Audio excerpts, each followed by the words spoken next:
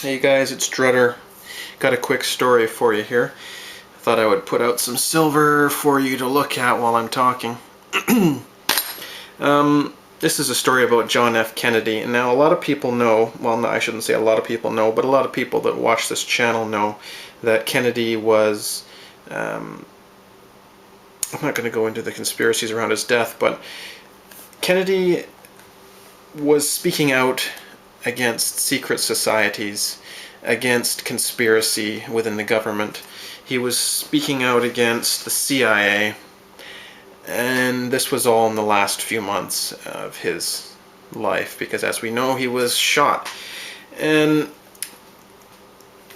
that aside, a lot of people might not know this story. At least I didn't know. I had heard a little tiny bit about this, but I didn't know a lot about it, so I thought I would mention it because a lot of other people probably don't know either. In June of '63, Kennedy passed Executive Order 11110. And now this is all taking place at about the same time as he was trying to get rid of the CIA, who was up to the same tricks they're up to now, and speaking out against secrecy within the government. And now this executive order was basically putting us back, well, us, the US, and the world, I guess, because the US was a superpower back then, and was, I guess, still is the reserve currency at that point. But in June of '63, now he tried to put us back on the silver standard and get silver to be currency again. And because he knew what was going on and he knew what was happening with the Fed, and basically, I guess you could say he became a truther, I guess, an early truther, really. He started speaking out against corruption. He started advocating for more rights to the people. He was against the Fed. He was against the CIA. So he was, like, I don't know, I would say he was one of the last real presidents that the US has had. Probably the last. He wasn't a puppet.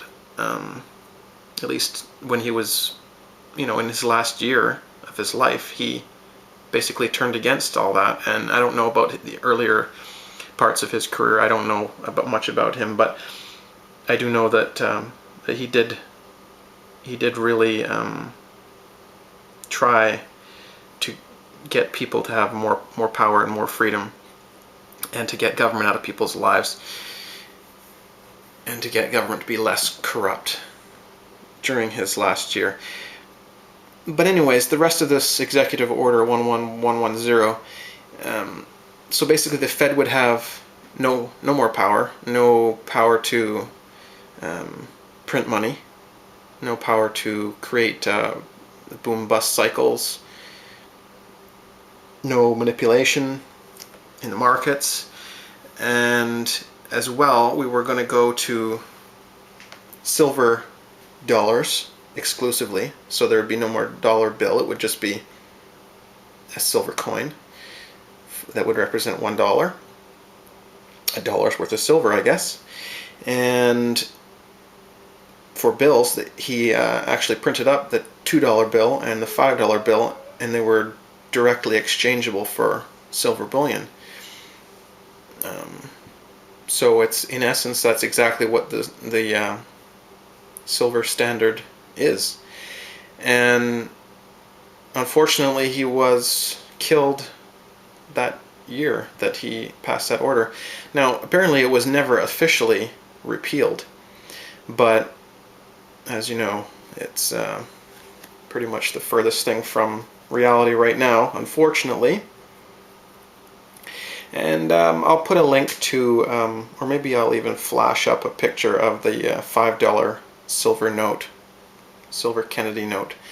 There aren't any around. I don't know if they're even obtainable, maybe for really large amounts, or maybe they were all destroyed. I don't know.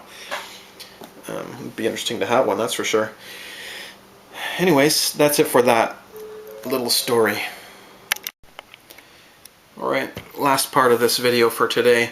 I'm announcing my new website, CanadianSilverBullion.com. Slightly long name, but it wasn't taken. Actually, I think one of the reasons why it wasn't taken is because there really aren't a lot of silver bullion websites in Canada, or any companies of any kind that sell silver in Canada. Very, very few. And they all have a minimum purchase of 20, 50, sometimes 100 rounds, depending on what website you find.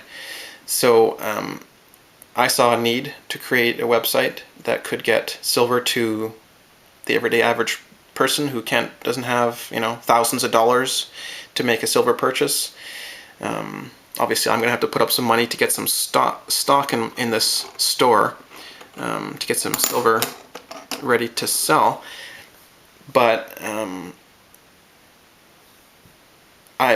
I can't, when I'm buying silver for myself, obviously, as you can tell by this part of my stash here, not exactly all the same. It's very scattered, and I just, I buy what I can when I can. Buy it locally, I buy it on eBay, I buy it from websites. But like I said, a lot of websites don't give you the option of buying, say, 5 or whatever ounces at a time. So I thought I would give this a shot. If I can be of service to anybody, then I'm very pleased. I've been in business for a long time, not in silver, but in collectibles. And I've had a website myself for many years. Before that, I was on eBay selling. And I think I'm suited for this. I have experience shipping. I have experience buying and selling. I have experience in customer service. So, in my opinion anyways, I think that I'm suitable for this role. And I think that there's a big need for it. I've had a lot of people asking me ever since I traded those koalas out for people's dollars. People are still asking me if I have silver, or if I'm selling silver, or know where they can buy silver. So I know there's a need for it. Canada doesn't have APMEX. They don't have a lot of the websites that ship only to the US. If companies that do ship to Canada often charge $50 shipping. There's waits at the border, sometimes custom fees try and get added on there, and delays. Being Canadian, I know what it's like buying silver in Canada, so I do know that there is a need for a business like this. My intention is to make a small percentage profit. I'm not sure exactly what right now, but if I can see if I can sell, 50 or so of these and get 1 or 2 for myself, then I'll be happy. If I cover all my costs and then end up with a couple ounces of silver for my effort.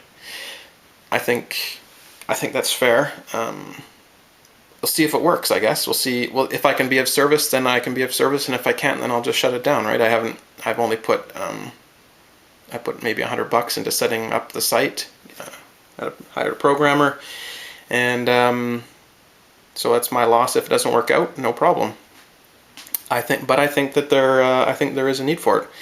So we'll see what happens. Anyways, that was yours. Anyhow, this is the first Majestic. 1 troy ounce says there on the top.